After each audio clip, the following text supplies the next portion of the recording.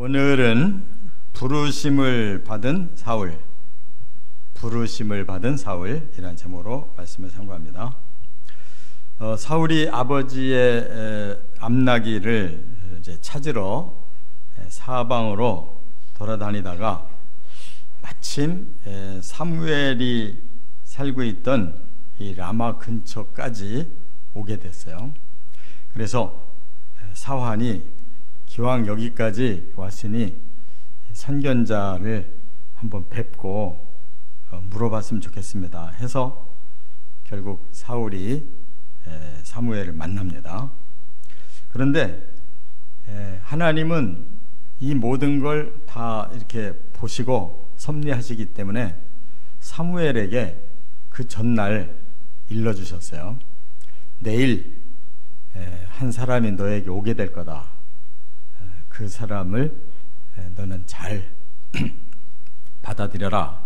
이렇게 이제 말씀을 하셨기 때문에 사람이 우연히 만나는 것 같아도 하나님 안에서는 다 필연입니다.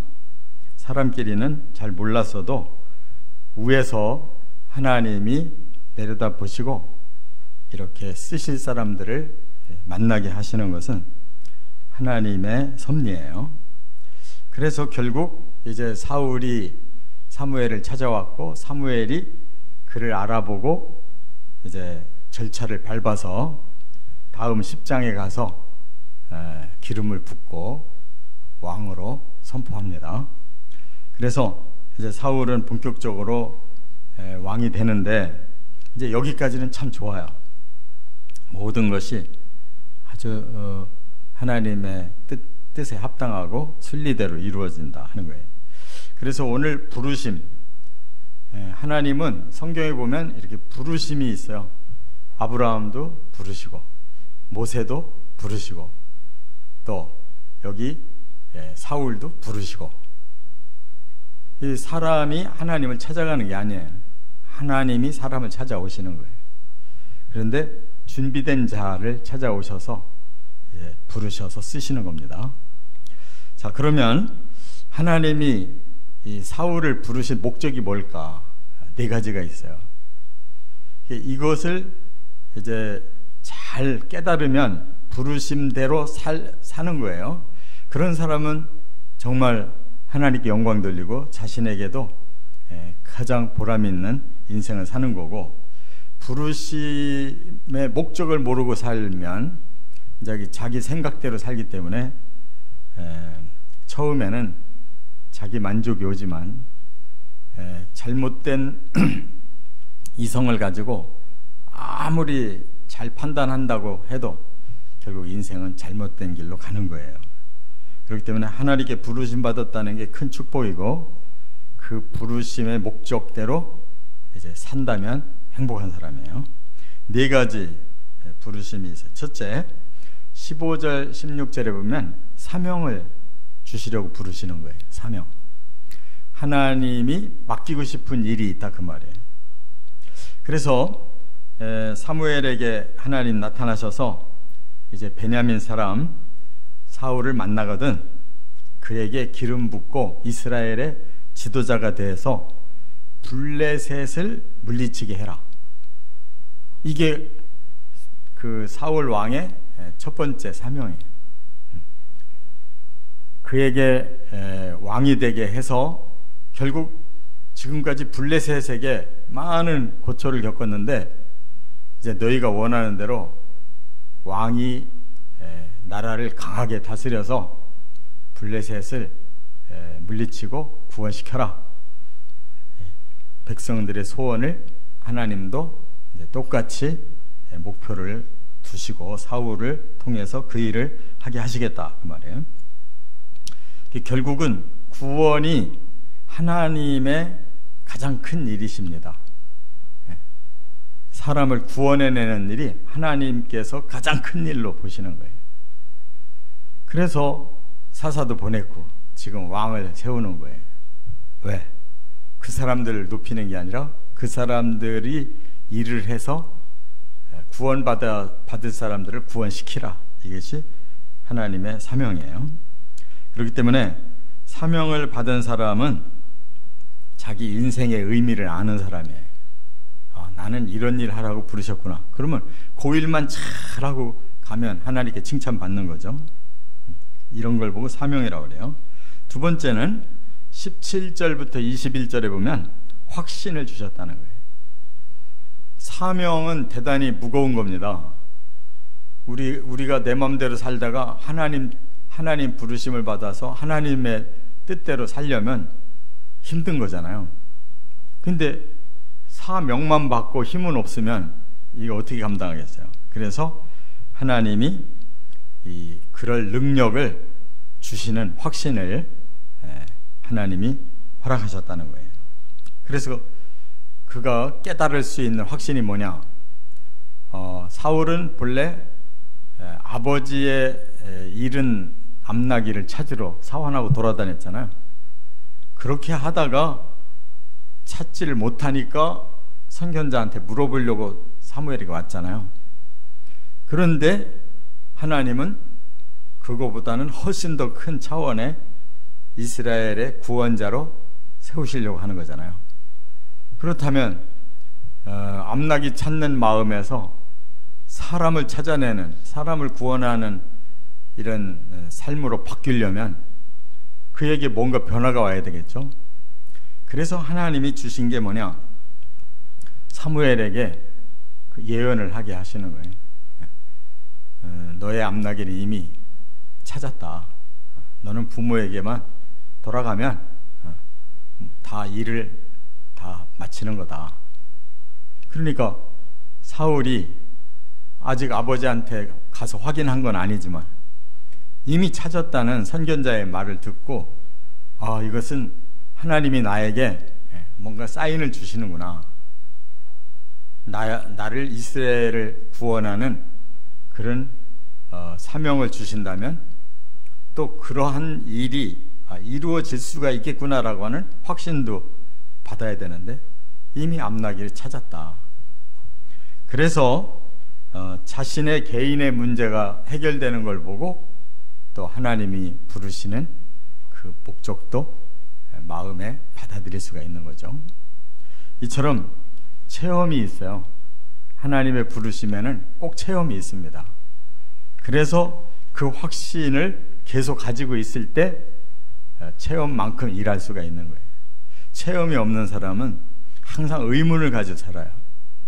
근데 예수를 처음 믿게 됐다든지 아니면 어떤 사명을 받았다든지 했을 때 체험은 계속 그 일을 하는 원동력이 되는 거예요. 체험만큼 일할 수 있다 그 말이에요. 그 다음에 세 번째, 권위를 주셨어요.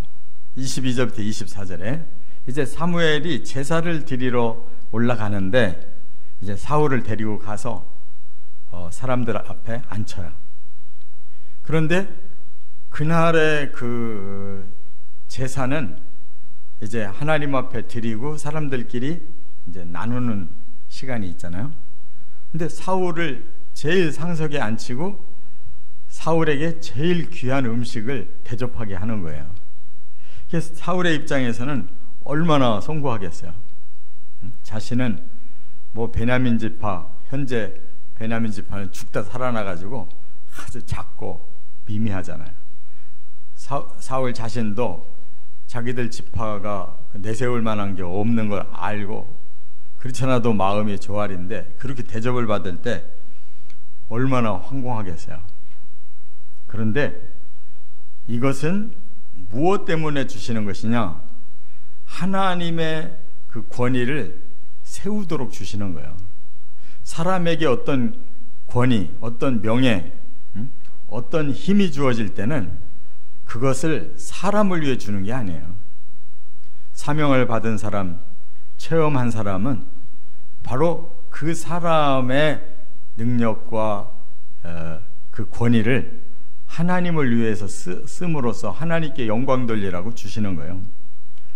그렇기 때문에 사울이 이렇게 갑자기 뜨내기가 와가지고 많은 어른들도 있었을 텐데 제일 아주 귀한 대접을 이렇게 한 것은 결국 하나님을 높이는 사람이기 때문에 그를 높여주는 거지 자기 높으라고 주는 게 아니라, 사명자는 항상 자기는 겸손하게 자아를 내려놔야 되고 그것이 하나님께 영광이 되도록, 하나님이 높임받도록 이 정신을 가져야 하나님 일을 할 수가 있어요.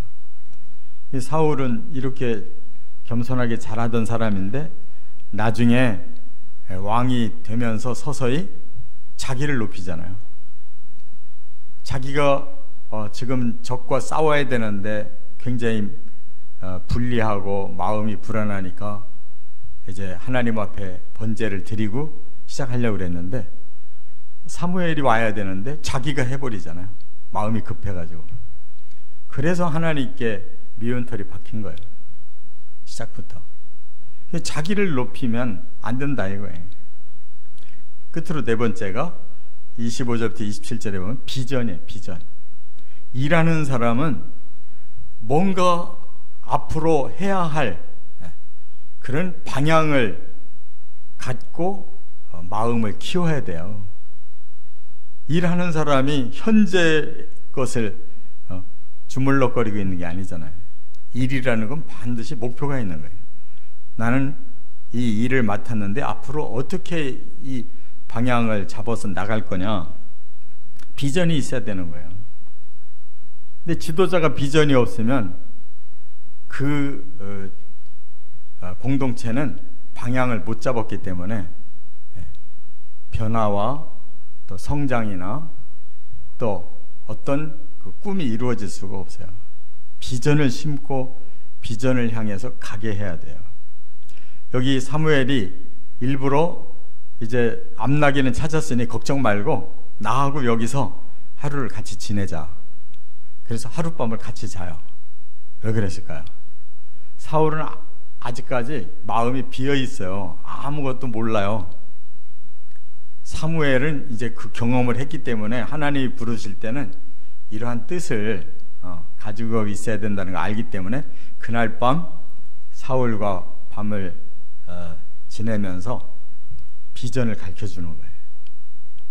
그래서 많이 담화를 나눴다 그랬어요. 담화라는 게 뭐예요? 이런저런 이야기를 하는 거죠. 사무엘이 자기 노하우를 가르쳐주는 거예요. 그렇게 비전을 받은 사람에게 또 비전을 또 다른 사람에게 넘길 때 그 나라든지 공동체가 발전해 나가는 거잖아요. 이렇게 충분히 사무엘은 사울에게 비전을 나눠줬단 말이에요. 그러고서 이제 그 이튿날 보낼 때 이제 사환과 함께 인사를 하고 떠나려고 하니까 사무엘이 사환 너 먼저 가라.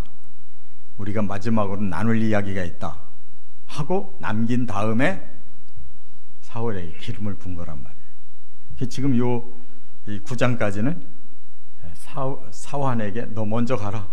우리가 마지막으로 나눌 일이 있다. 여기까지만 하고 끝나잖아요. 10장으로 넘어가면 바로 기름 부음을 준단 말이에요.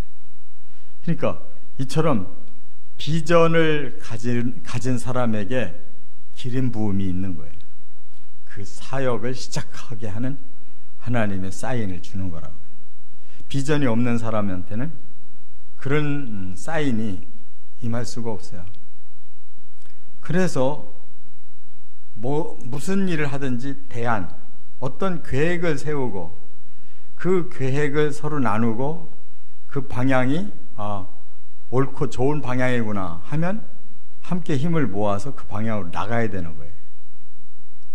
그런데 지도자가 비전이 없으면 아무것도 제시를 안 하죠. 그리고 또 같은 공동체 지도자들이 비전이 없으면 비전을 말해도 안 받아들이죠. 그러면 그 공동체는 그냥 그대로 머무는 거예요. 오늘이 좋사오니 여기서 초막 셋 짓고 삽시다. 제자들이 변화산에서 예수님을 보고도 그런 말 하는 거는 그들은 방향이 없어요. 현재 그냥 예수님하고 뭔가가 이루어지는 것 같으면 좋은 거지. 근데 예수님은 변화산에서 제자들에게 나타나신 것은 그날을 위해서 나타나는 게 아니라 미래를 위해 나타나신 거예요. 앞으로 내가 너희를 다 구원하고 인류를 구원해서 하나님의 나라의 백성을 삼겠다라고 하는 그런 예수님의 정체를 밝히신 거거든요. 그러니까 이처럼 지도력을 가진 공동체가 비전을 품고 방향을 정해서 나가야지 방향 없으면 안 된다는 거예요. 이처럼 중요한 하나님의 일을 하는 원리, 이것을 깨닫는 만큼 쓰임받고 또 아름다운 열매 맺어 가시기를 주의 이름으로 축원합니다.